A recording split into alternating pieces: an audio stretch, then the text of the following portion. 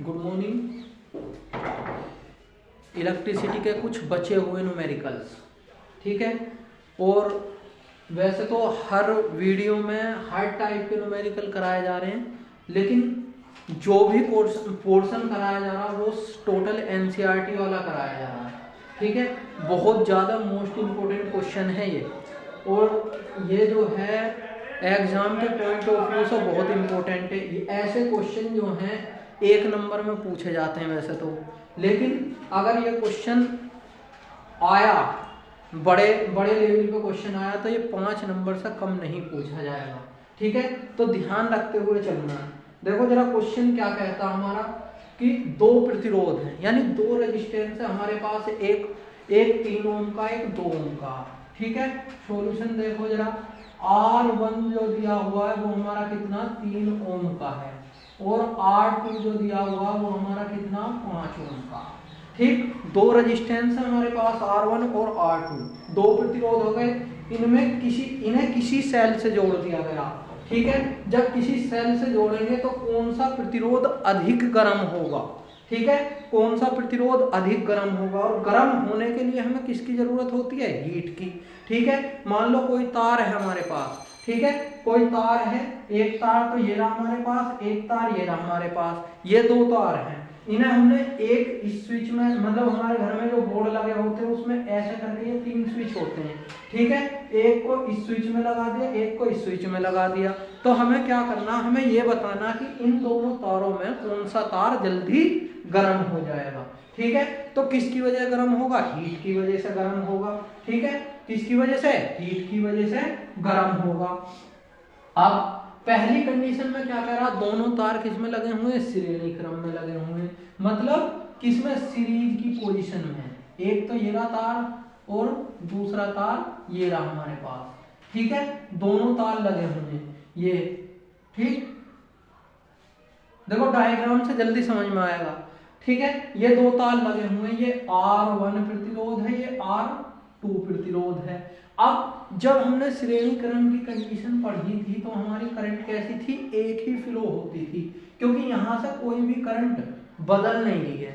जब करंट नहीं बदल रही है तो जितना टाइम था वो टाइम भी कैसा रहेगा, इक्वल रहेगा, ठीक है। दोनों तारों का टाइम भी करंट जाने का टाइम क्या रहेगा, बराबर रहेगा, ठीक है। तो सपोज दैट इसमें I एम्पियर की करंट फ्लो करती है, ठीक।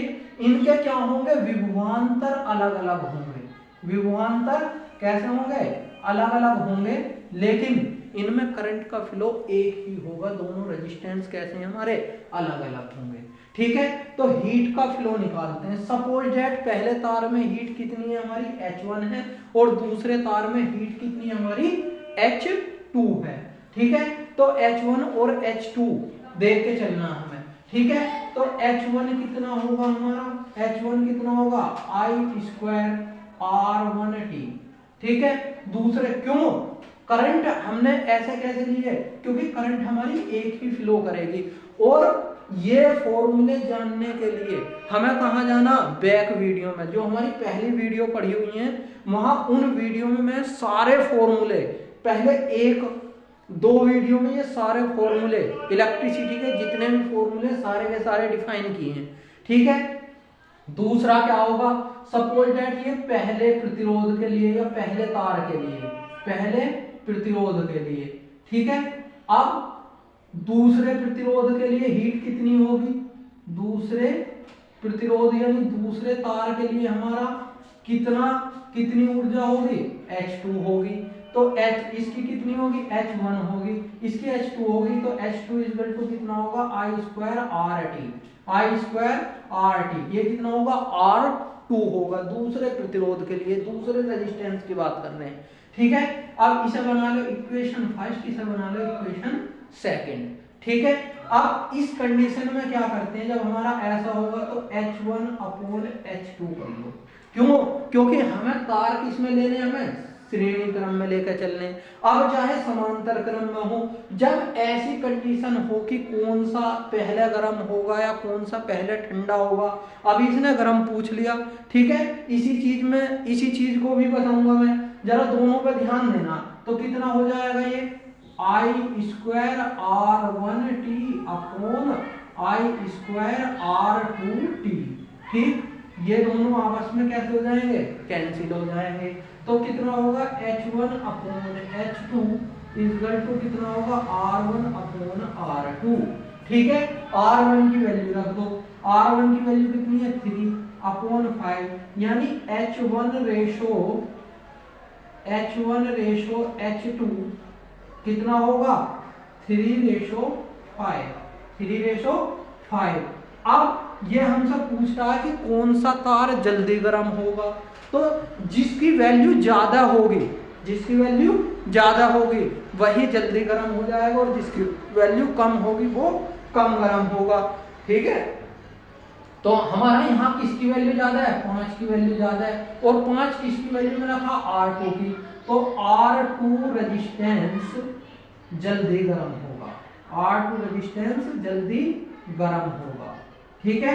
R2 रेजिस्टेंस कैसा हो जाएगा, जल्दी गर्म हो जाएगा। तो पहली कंडीशन समझ में आ गई होगी, जब सीरीज की कंडीशन में रखा हुआ है तो R1 R2 हमें दे रखे हैं, तो पहले रेजिस्टेंस की हीट कितनी होगी H1 = I1²RT। ठीक है, दूसरे रेजिस्टेंस की I²R2T। ठीक है, अब दोनों को केस में रखेंगे हम, समीकरण 1/2 यानी equation first divide by equation second, ठीक है। तो ये हमने रख दिया, यहां से जो कटा कट गया। ठीक, अब जिसकी वैल्यू हमारे पास रखी हुई है R1 R2 की वैल्यू रखी हुई है, वो दोनों हमने यहाँ डिफाइन कर दी। ठीक है, अब जिसकी वैल्यू ज्यादा होगी यानी H2, दूसरा रेजिस्टेंस हमारा कितना रहा 5 ओम का, और पहला रेजिस्टेंस कितना 3 ओम का, तो वैल्यू किसकी ज्यादा 5 की ज्यादा है, तो हमारा दूसरा तार यानी R2 रेजिस्टेंस जल्दी गर्म हो जाएगा। ठीक है, अब जरा दूसरी कंडीशन में चलते हैं हम। दूसरी कंडीशन किसमें, समांतर में। तो समांतर का अर्थ क्या हुआ, समांतर में ये हमारा होगा रेजिस्टेंस। ठीक, ये R1 रेजिस्टेंस होगा, ये R2 रेजिस्टेंस होगा। ठीक है, तो यहां से देखो जरा, यहां से क्या होगा, देखो यहां से करंट फ्लो करेगी I, यहां से करंट फ्लो करेगी I, ये V वोल्टेज होगा यहाँ पर। ठीक, यहाँ भी क्या होगा V वोल्टेज होगा। ठीक, इस केस में क्या होगी हमारी, इस केस में करंट बदल जाती है। ठीक है, इस केस में करंट जब यहाँ फ्लो करेगी, सपोज दैट I1 होगी, यहाँ फ्लो करेगी I2 होगी। ठीक, यहाँ निकल के I1 आएगी और यहाँ निकल के I2 जाएगी, और फाइनल जो करंट आएगी वो हमारी कितनी होगी, I होगी। ठीक, जितनी करंट यहाँ से गई है इतनी ही करंट हमारी यहाँ पे आएगी। अब इस केस में क्या होगा, जो हमारा वोल्टेज होता वो वोल्टेज इक्वल होता इन केस ऑफ सीरीज के केस में, श्रेणी क्रम के केस में क्या होते हैं, वोल्टेज अलग अलग होते हैं, पोटेंशियल डिफरेंस अलग अलग होते हैं। लेकिन समांतर क्रम के केस में करंट हमारी चेंज होती रहती है, करंट क्या होगी, चेंज होती रहेगी, लेकिन वोल्टेज कैसा होगा, सेम होगा। मान लो यहाँ से 12 वोल्ट गया तो पूरे सर्किट में 12 वोल्ट ही रहेगा। ठीक है, यहाँ से अगर 12 वोल्ट का जा रहा है तो यहाँ 12 वोल्ट में दोनों में डिवाइड हो जाएगा। ठीक है, इस पर 8 भी आ सकता है, इस पर 4 आ सकता है, इस पर 4 आ सकता है, इस पर 8 भी जा सकता है। ठीक है, वो डिपेंड करता है कि तार का मेटीरियल कैसा। ठीक है, एक तार सपोज दैट हमने कॉपर का ले लिया, एक तार हमने एल्यूमिनियम का ले लिया, तो एल्यूमिनियम वाला ज्यादा लाइट लेगा और कॉपर वाला कम लाइट लेगा। ठीक है, कम इलेक्ट्रिसिटी लेगा। तो ये डिपेंड करता है कि हमारी सिचुएशन क्या है, किस समय काम करती है। ठीक है, अब जरा यहाँ देखना, जब हमारी करंट अलग अलग हो जाती है, ठीक है, किसमें, समांतर क्रम के केस में, समांतर क्रम में। ठीक है, समांतर क्रम में, या फिर हम कहेंगे पैरेलल कंडीशन में, जब हमारी सिचुएशन दोनों अलग अलग हो जाती है, किसकी, करंट की, तो वोल्टेज कैसा रह जाता, सेम रह जाता। वोल्टेज कैसा होगा, सेम रह जाएगा।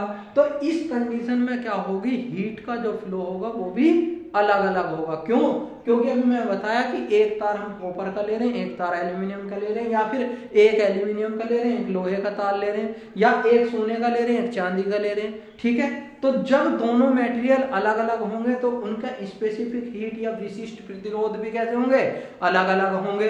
ठीक है, विशिष्ट प्रतिरोध भी अलग अलग होंगे और उनके रेजिस्टेंस भी कैसे हो जाएंगे, हमारे अलग अलग होंगे। स्पेसिफिक रेजिस्टेंस भी अलग होंगे, रेजिस्टेंस भी अलग हो जाएंगे और हीट का फ्लो भी अलग ही अलग होगा। ठीक है, चांदी का तार बहुत जल्दी गर्म हो जाएगा इन कंपैरिजन ऑफ गोल्ड। सोने के कंपैरिजन में चांदी का तार जल्दी गर्म हो जाएगा। ठीक है, सोने का तार बहुत देर से गर्म होता। समझ में आ गई होगी मेरी कंडीशन की मैं क्या कहना चाह रहा हूं। ठीक है, तो इस कंडीशन में क्या होगा, हीट कितनी होगी, पहले प्रतिरोध के लिए हीट कितनी होगी, पहले प्रतिरोध में यानी फर्स्ट रेजिस्टेंस में हीट R1 के केस में हीट कितनी होगी, H1। ठीक है, हीट कितनी होगी, H1 होगी। तो H1 इक्वल टू कितना होगा, V square T upon R। V square T upon कितना हो जाएगा, R हो जाएगा। क्यों, वोल्टेज तो इसमें सेम ही रहेगी, करंट का ही फ्लो तो अलग अलग हुआ।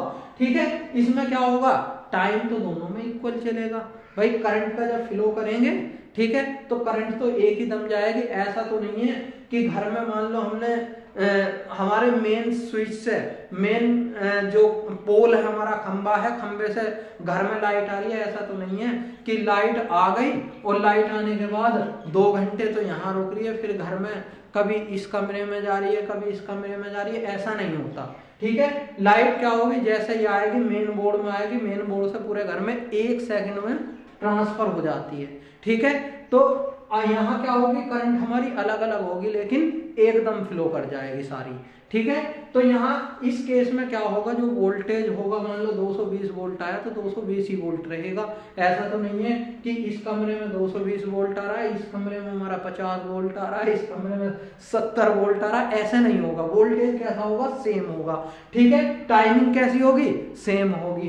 ठीक है, दूसरे रेजिस्टेंस के लिए हम बात करते हैं, दूसरे प्रतिरोध के लिए या दूसरे रेजिस्टेंस के लिए R2 के लिए हीट कितनी होगी साहब, R2 के लिए हीट होगी H2। ठीक है, तो H2 कितना हो जाएगा हमारा, H2 कितना होगा, V square T upon R। ठीक, ये 1 होगा और ये 2 हो जाएगा। ठीक, इसे बना लो इक्वेशन फर्स्ट, इसे बना लो इक्वेशन सेकंड। ठीक है, इक्वेशन फर्स्ट और इक्वेशन सेकंड। ठीक है, तो वही equation first upon equation second, equation first upon equation second हो जाएगा। ठीक है, तो इक्वेशन फर्स्ट और सेकंड में क्या हो जाएगा, H1 upon H2 equal to कितना हो जाएगा, V square T upon R1 upon में कितना हो जाएगा, ये मेन अपॉन है, V square T upon R2। ठीक है, अब क्या करेंगे, बाहर वालों की मल्टीप्लाई करेंगे, अंदर वालों की मल्टीप्लाई करेंगे, तो कितना हो जाएगा, V square T R2 upon V square T R1। ठीक है, ये दोनों कैंसिल हो गए, H1 अपॉन H2। ठीक है, H1 अपॉन H2 हो जाएंगे। अब देखो जरा सिचुएशन क्या बना क्या है हमारी, H1 upon H2 equal to कितना होगा, R2 अपॉन R1। ठीक है, यहां से क्या बचेगा, R2 और यहां से R1 बचेगा, तो कितना हो जाएगा, R2 की value 5 upon 3, 5 upon 3 equal to H1 upon H2, यानी H1 ratio H2 equal to 5/3, 5/3, 5:3। अब इनमें कौन सा गर्म होगा, वही पहले वाली बात, जिसका रेजिस्टेंस ज्यादा है वही जल्दी गर्म हो जाएगा। तो कौन सा होगा, R ये। ठीक है, अब यहां कौन होगा, R2 रेजिस्टेंस, R2 ऊपर आया था हमारा, तो दूसरा रेजिस्टेंस जल्दी गर्म हो जाएगा, दूसरा प्रतिरोध जल्दी गर्म हो जाएगा। यानी कौन सा, 5 ओम का रेजिस्टेंस जल्दी गर्म हो जाएगा। क्या हो जाएगा, 5 ओम का रेजिस्टेंस जल्दी गर्म हो जाएगा। ठीक है, क्लियर है, ये दूसरा रेजिस्टेंस। यानी अभी किसमें आया ये हमारा, ये अभी आया हमारा पहला, ऊपर आ गया ना H2, H1 अपॉन H2, यानी H1 की वैल्यू कितनी है हमारी, ये 5, और यहाँ पे किसकी है, H2 की वैल्यू ज्यादा। ठीक है, तो H2 वाला जल्दी गर्म होगा यहाँ पे, और यहाँ किस में होगा, H1 वाला जल्दी गर्म होगा। ठीक है, H2 वाला यहाँ जल्दी गर्म होगा, यहाँ H1 वाला जल्दी गर्म होगा। अब कोई हमसे कहे कि इनमें ठंडा कौन सा जल्दी होगा, ठंडा कौन सा जल्दी होगा, तो जिसमें हीट कम है वही जल्दी ठंडा होगा। भाई एक पानी तो रखो उबाल के घर में, बिल्कुल एकदम उबल रहा, ठीक है, एक पानी हल्का सा गर्म रखना, तो ठंडा कौन सा जल्दी होगा, जो कम गर्म होगा, जो कम गर्म होगा वो जल्दी ठंडा होगा, और जो ज्यादा गर्म होगा वो देर से गर्म होगा, ठीक, देर से ठंडा होगा। तो होगा तो ठीक है। चलो जरा स्टार्ट करते हैं, जरा क्वेश्चन देखना है, ये ध्यान दो क्या कहा उसने कि 250 वोल्ट, ठीक है, 250 वोल्ट और 5 एम्पियर की फ्यूज पे, ठीक है, कितने 25 वाट के कितने बल्ब क्रमशः लगाए जा सकते हैं, ठीक है, क्रमशः लगाए जा सकते हैं। ठीक, तो हमारे किस में लगाने, समांतर क्रम में। समांतर क्रम का अर्थ हुआ कि हमारे ये जो हैं किस में, पैरेलल कॉम्बिनेशन में लगाए जाएंगे। अब एक बात ध्यान रखना, देखो जब भी हम सीरीज कॉम्बिनेशन की बात करके चलते हैं तो सीरीज में तो बल्ब ऐसे लगते चले गए हमारे, ठीक है, मतलब प्रतिरोध कुछ ऐसे जुड़ते चले जाएंगे। ठीक, अब जब ऐसे प्रतिरोध जुड़ते चले जाएंगे मतलब जहां से भी करंट फ्लो करी हमारी, जहां से भी करंट जाएगी वो एक ही करंट जाएगी और सारे में एक ही करंट पास हो जाएगी, हैं। जब हम बात करते हैं किसकी, श्रेणी क्रम की, उस समांतर क्रम की, तो जब यहाँ से ऐसे ऐसे बल्ब लगेंगे हमारे, तो यहाँ कुछ करंट जाएगी, यहाँ कुछ जाएगी, यहाँ कुछ जाएगी, ठीक है, हर जगह जाएगी, हर रेजिस्टेंस पे, हर प्रतिरोध पे क्या होगी, करंट हमारी अलग अलग फ्लो करेगी, ठीक है, अलग अलग फ्लो करेगी जब करंट, तो अलग ही अलग क्या होंगे, उनके प्रतिरोध भी होंगे, ठीक है। तो जरा देखो क्वेश्चन को ध्यान में रखते हुए चलते हैं हम, ठीक है। आओ, तो उसने कहा कि 250 वोल्ट पे, ठीक है, 250 वोल्ट पे, तो V कितना हुआ, 250 वोल्ट दिया हुआ, ठीक है। अब उसने कहिए कि 5 एम्पियर फ्यूज वाले, यानी टोटल करंट कितनी है हमारी, 5 एम्पियर, पूरे सर्किट की दी है वो 5 एम्पियर, ना कि किसी एक बल्ब की बात करिए, क्या पूरे सर्किट की बात करिए उसने हमसे, एक बल्ब की बात नहीं करी है। और उसकी पावर जो दी है कितनी दी है, 25 वाट, 25 वाट दी है, 25 वोल्ट, ठीक है। अब जरा देखो इसमें हमें क्या करना कि हमें इसका करंट का फ्लो देखना, ठीक है। सबसे पहले करंट निकालो, तो हमने क्वेश्चन के हमने फॉर्मूला पढ़ा था V = I, ठीक है, P = VI, तो I = कितना होगा, P/V, और P कितनी है हमारी 25, और ये कितना 250, ठीक है।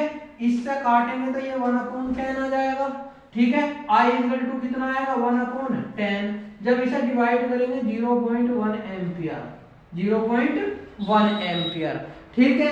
अब उसने कहे कि कितने बल्ब समांतर क्रम में लगाए जाएं, ठीक है। जब समांतर क्रम में लगेंगे तो हर बल्ब में कितनी लाइट जाएगी, 0.1 एम्पियर, कितनी लाइट जाएगी, 0.1 एम्पियर की। और टोटल एम्पियर कितनी है हमारी, 5, टोटल एम्पियर कितनी है, 5 एम्पियर, लेकिन एक बल्ब की एम्पियर कितनी आई हमारी, 0.1, ठीक है। तो 1 बल्ब की नंबर ऑफ बल्ब निकालने, नंबर ऑफ बल्ब, ठीक है, नंबर ऑफ बल्ब निकालने या बल्बों की संख्या, क्या निकालना, बल्बों की संख्या, बल्बों की संख्या।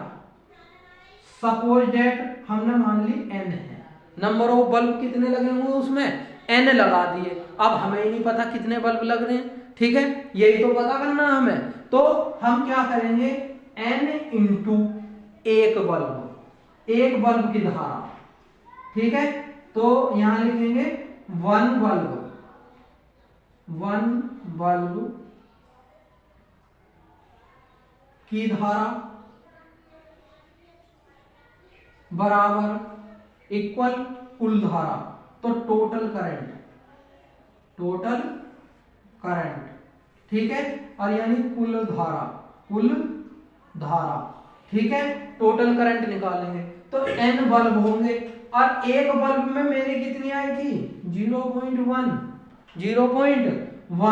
और कितनी है हमारी 5 एम्पियर तो दी है उसने, 5 एम्पियर उसने हमें दी है, ठीक है, तो n कितना आ जाएगा 5/0.1, यहां से डेसिमल हटाएंगे, इसे गायब कर देंगे, ठीक, यानी n इक्वल टू कितना आया 50। कितने बल्ब लगेंगे उसमें 50 बल्ब लगेंगे, ठीक है, कितने बल्ब लगेंगे 50 बल्ब। तो ध्यान से जरा एक बार देखना, इसने कहा कि इतने वोल्टेज पे 250 वोल्ट पे 25 वाट की करंट हमारी 25 वाट की क्या उसकी सामर्थ्य शक्ति है, तो P इक्वल टू VI लगाकर I निकाल लिया हमने। एक बल्ब में कितनी धारा का फ्लो होगा या कितनी धारा उसमें प्रवाहित होगी, यहाँ हमें पता लग गया। उसने हमसे कही कि बल्बों की संख्या बताओ, तो नंबर ऑफ बल्ब हमने मान लिया उसमें कितने n है, नंबर ऑफ बल्ब कितने n है उसमें हमारे पास, ठीक है, तो n को क्या करेंगे, n को मल्टीप्लाई कर देंगे एक बल्ब से। एक बल्ब कितनी करंट फ्लो कर रही है उसने कही 5 एम्पियर की, पूरे सर्किट में है, पूरे सर्किट में कितनी कर रही है 5 एम्पियर की, तो एक बल्ब की निकालनी हमने और इसे इससे डिवाइड कर दिया, तो हमारे पास बल्बों की संख्या आ गई, कितने नंबर ऑफ बल्ब हम उसमें यूज कर रहे हैं। नेक्स्ट क्वेश्चन देखते हैं जरा अभी। हाँ जी, तो क्या कह रहा हमारा कि एक घर में 50 वाट की ठीक 4 ट्यूबलाइट जल रही हैं, उसने कही तथा या एवं ठीक 100 वाट के 3 पंखे प्रतिदिन 10 घंटे चल रहे हैं। यानी कि कहना क्या चाह रहा है कि एक घर में 3 तो ट्यूबलाइट लगी हुई हैं और तीनों ट्यूबलाइट 50 वाट की हैं। फिर कह रहा है कि क्या 100 वाट के 3 पंखे लग रहे हैं, उस घर में 3 ही पंखे लग रहे हैं, 3 ही क्या हो रही हैं ट्यूबलाइट लग रही हैं, और वे कितना चल रहे हैं पंखे 10 घंटे चल रहे हैं, ठीक है। अश्व शक्ति का वाटर पंप या फिर हम कहेंगे समरसेबिल, ठीक है, प्रतिदिन 1 घंटा प्रयोग करा जा रहा, ठीक है। घर में 1 महीने या 30 दिन 1 महीने या 30 दिन में खर्च होने वाली वैद्युत ऊर्जा की गणना कीजिए, वैद्युत ऊर्जा की गणना कीजिए। अब देखो यहां से क्या करा, यहां से सबसे पहले हमें निकालना क्या ट्यूबलाइट कितनी जल रही है, तो ट्यूबलाइट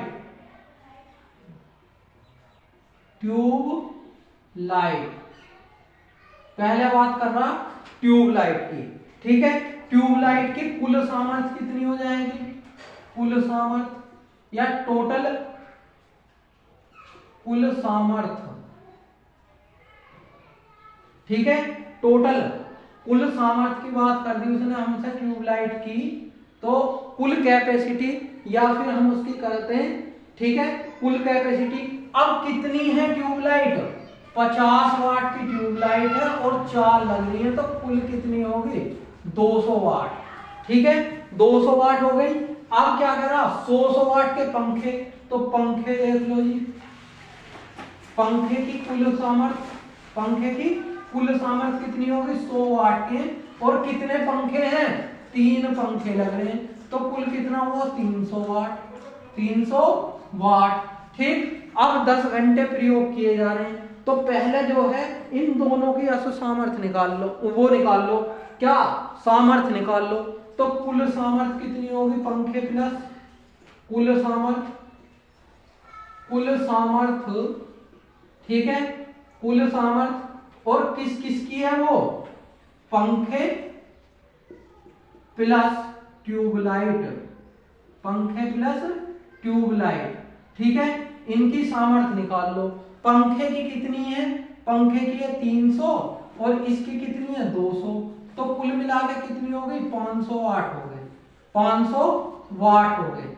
ये कितना हो जाएगा 500 वाट के पंखे और ट्यूबलाइट कितने 500 वाट के हमारे पास चल गए, ठीक है।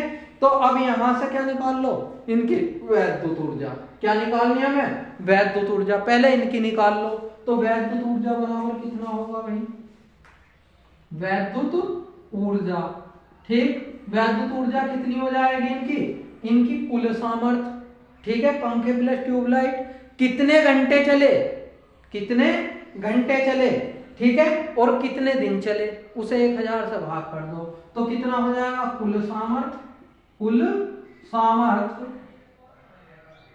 सामर्थ्य इनटू घंटे इनटू दिन अपॉन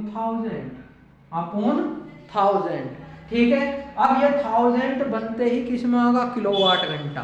1000 बनते ही किस में आ जाएगा, किलोवाट घंटा, यानी KWH, किलोवाट घंटा, किलोवाट पर आवर, ठीक है, किलोवाट आवर। क्लियर। तो जरा देखो यहाँ से कितनी सामर्थ्य है इनकी, 500, तो ये हो गए। कितने घंटे चल रहे हैं, 10, ठीक, और दिन कितने चल रहा, 30, और कितना 1000, 1 2 3 काट दिए तो ये कितना हुआ, 3 पंजे 15, 150, ठीक है, 150 किलोवाट आवर, तो ठीक है 150 किलोवाट घंटा हो गया। अब उसने कहा कि एक अशुशक्ति का तो 1 हॉर्स पावर या अशुशक्ति बराबर कितने होते हैं, 746 वाट, ठीक है। अब क्या है, प्रतिदिन 1 घंटा प्रयोग होता तो पहला समरसेबल की भी तो निकाल लो, कितना होगा, समरसेबल कितना खर्च कर रहा, ठीक है। तो समरसेबल की पावर निकालो, ठीक है। वाटर पंप द्वारा खर्च ऊर्जा, ठीक है, या व्यय ऊर्जा, यहाँ क्या निकालनी है, वाटर पंप द्वारा व्यय ऊर्जा, तो कितनी होगी, वाट में, वाट इनटू कितना होगा, घंटे हैं, और कितने दिन चलेगा, ये भी 30 दिन, और अपोन में कितना हो जाएगा, 1000, अपोन में क्या हो जाएगा, 1000, ठीक है। तो जरा देखो कितना होगा ये, इसकी पावर कितनी है, 746, 1 घंटे की बात चल रही है, और कितने दिन, 30 दिन, ठीक, अपोन में कितना हो जाएगा, इतना, 1 0 से 1 0 काट दो, 6 3 18, और 6 3 18, 4 3 कितने हो गए, 13, और कितना होगा, 7 3 22, ठीक, अपोन में 100, इसे डिवाइड करोगे कितना होगा, 22.38 किलोवाट घंटा, ठीक है। इसे डिवाइड करने के बाद इतना आ जाएगा। अब हमें क्या निकालना कि कुल वैद्युत ऊर्जा कितनी खर्च होगी, कुल वैद्युत ऊर्जा, तो यहां निकाल लो कुल वैद्युत ऊर्जा कितनी होगी, कुल वैद्युत ऊर्जा या कुल व्यय कितना होगा, तो जो पंखों से और ट्यूबलाइट से निकल का आया वो वाला जोड़ना प्लस समरसेबल वाला जोड़ना, तो ये कितना आया था हमारा निकल के 150 वाट, ठीक है, 150 kWh, और ये कितना आया 22.38 kWh, कितना हुआ, ये हुआ 172.38 kWh, ठीक है। इतनी उसकी कैपेसिटी बन के आ गई हमारी, ठीक है। कुल ऊर्जा या कुल हीट हमारी इतनी आ जाएगी, H और W की वैल्यू इतनी आ जाएगी हमारी, ठीक है। कुल हीट या कुल ऊर्जा हमारी निकल के यहाँ पे आ जाएगी। क्लियर है। तो ये जरा ध्यान में रखते हुए चलना, बिल्कुल हट का क्वेश्चन है। क्या कहा उसने, दोबारा समझ लेते हैं कि एक घर में 50-50 वाट की 4 ट्यूबलाइट लग रही है, यानी एक ट्यूबलाइट कितनी बिजली खर्च कर रही है, 200 वाट, ठीक। उसने कहा कि 100 वाट के 3 पंखे लगे हुए, एक पंखा कितना खर्च करेगा, 100 वाट, तो 3 पंखे कितना करेंगे, 300 वाट, ठीक है। टोटल कितनी एनर्जी या कितनी कैपेसिटी उसकी होगी, ठीक है, टोटल कैपेसिटी होगी हमारी 500 वाट। अब इसे जो भी हमारी ये आई है, इसे किसमें कन्वर्ट करेंगे हम, किलोवाट घंटा, क्यों, क्योंकि हमें आंसर किसमें चाहिए, KWH में, किलोवाट घंटा में चाहिए। तो क्या करेंगे, टोटल दोनों को ऐड कर देंगे, तो इसका फॉर्मूला, किलोवाट घंटा का फॉर्मूला क्या होता, कुल सामर्थ्य गुना कुल घंटे गुना दिन बटे 1000, ठीक है। टोटल कैपेसिटी, ठीक, या फिर क्या कहेंगे, into R into days upon 100, ये हो जाएगा हमारा, यहां से ये आ गया। अब उसने कहा कि एक वाटर पंप या समरसेबिल भी लगा हुआ, ठीक है, समरसेबिल 1 घंटे चल रहा, और उसने कहा कि एक अश्व सामर्थ्य, तो हमें पता होना चाहिए कि एक हॉर्स पावर कितना होता, 746 वाट के इक्वल होता, एक हॉर्स पावर 746 वाट के इक्वल होगा। तो इट मींस क्या होगा, वाटर पावर कितनी, वाटर पंप की ऊर्जा कितनी होगी या कितनी एनर्जी को वो डिस्ट्रॉय करेगा, तो इतनी एनर्जी को वाट इंटू घंटे इंटू दिन अपॉन 100। तो ये हमारी टोटल कैपेसिटी आ गई केवल समरसेबिल की, यहाँ पर समरसेबिल की कैपेसिटी आ गई।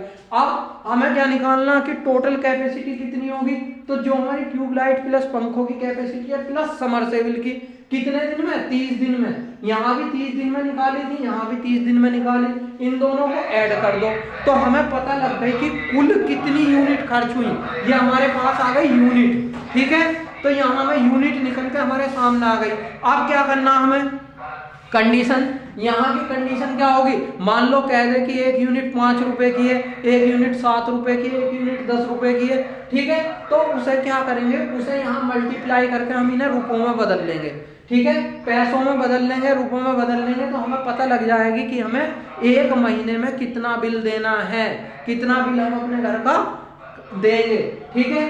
तो आज का प्रोग्राम यहीं समाप्त करते हैं, कल फिर मिलते हैं एक नई एनर्जी के साथ। तब तक जय हिंद जय भारत। हमारे चैनल को लाइक सब्सक्राइब जरूर करें।